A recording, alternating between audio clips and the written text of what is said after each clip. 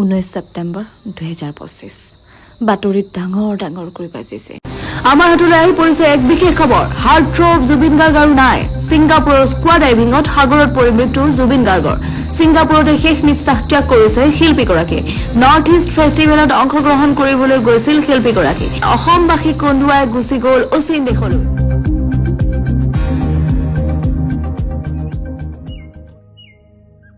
খবৰটো শুনিবৰ পৰা চাৰিওফালে হাহাকাৰ।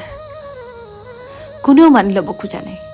সীমাৰ পৰিধি ভাঙি সক্ৰিয় ৰূপেৰে উদ্ভাসিত জুবিন গাৰ্গ নামৰ যাদুকৰী কণ্ঠটি এইদৰে হেৰাই যাব বুলি কোনেও বিশ্বাস কৰিব পৰা নাই। অকল্পনীয়, অসহনীয়, অবিশ্বাস্য এটা খবৰে গোটেই অসমবাসীক জোকাৰি পেলালে।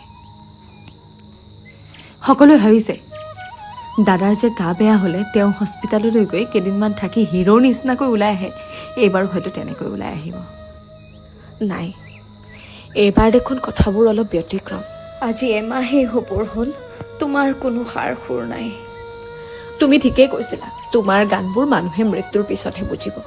সঁচাকৈ এতিয়া তোমাৰ এটা এটা গানৰ শব্দই মানুহবোৰক শুবলৈ দিয়া নাই।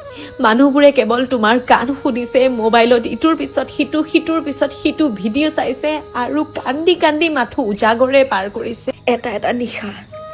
তুমি যে গাইছিলা, আকাশে গাতে ল'বৰে মন, সাগৰ তলিত শুবৰে মন। সাগৰ তলিত যদি তোমাৰ শুবলৈ ইমানেই মন আছিলে, এবাৰ এনেই শুই চাব লাগিছিলে। কিন্তু তুমি এনে কৈ একেবাৰে শুই যাব নালাগিছিল। তুমি হয়তো তোমাৰ মৃত্যুৰ কথা জানিছিলা ন, সেইবাবে তুমি এই গানটো গাই থৈ গৈছিলা। আৰু তুমি যে গাইছিলা, অচিনা দেশত আছিলা তুমি, দূৰণিত আছিলে কোনোবা যে ৰৈ, আকাশী ৰথেৰে আহি নামিলা তুমি, প্ৰেমৰে কৰবি আচলতে লৈ। অচিনা দেশৰ পৰা এটা জেগাত শান্তিৰে থাকিব নোৱাৰা মানুহজন এটা কফিনৰ ভিতৰত নিঃশব্দে নিস্তব্ধ হৈ আকাশী ৰথেৰে আহি অসম পাইছিলে। সেই দিনটোৰ কথা মনত পৰিলে আজিও বুকুখন তাহ মাৰি ধৰে। অসমবাসীয়ে তোমাক তেনেকৈ চাব পৰা নাই। সকলোৱে ভাবি আছিলে তুমি যেনেকৈ হিৰোৰ দৰে এণ্ট্ৰি মাৰা, অসমৰ মাটিত আহিও অসমৰ মাটিৰ গোন্ধ পাই তুমি চাগে সেই তেনেকৈ হিৰোৰ দৰে এণ্ট্ৰি মাৰিবা। তোমাক নিবলৈ লাখ লাখ মানুহ আহিছিল। তোমাক এবাৰ চাবলৈ শিশুৰ পৰা বৃদ্ধলৈকে সকলোৱে হেতা ওপৰা কৰিছিল। চাৰিওফালে মুঠতে এটা চাব নোৱাৰা পৰিস্থিতি। সেই সময়ত এটা গীতৰ কলিয়ে মনত বৰকৈ কষ্ট দিছিল। সোণেৰে সজোৱা পজা জহি কহি যায়, কোনে আহি পাৰিবহি সাজিব দুনাই। এই অসম নামৰ ঘৰখন, তুমি সাজি থৈ যোৱা অসম নামৰ ঘৰখন যেন জহি খহি শেষ হৈ গৈছে। তুমিয়ে গাইছিলা, মৃত্যু এতিয়া সহজ। সঁচাকৈ মৃত্যু এনেকুৱাকৈ সহজ হ'ব পাৰেনে যে মানুহজন নাই বুলি নোহোৱা হৈ গ'ল। গৰিমা বৌজনীৰ কথানো কি ক'ম। তুমি যেনেকৈ মানুহৰ পৰা ভগৱানৰ শাৰীত ভৰি দিছা, তেওঁ কিন্তু তাৰ কোনো গুণে কম নহয়।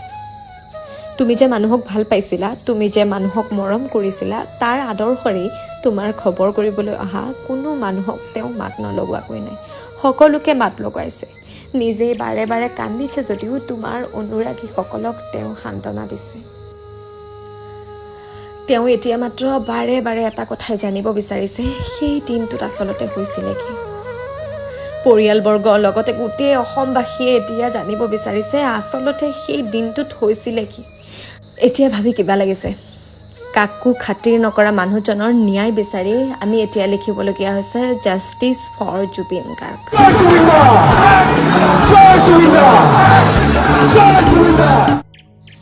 এই সৰল মনৰ মানুহজনক ন্যায় দিবা অ ভগৱান।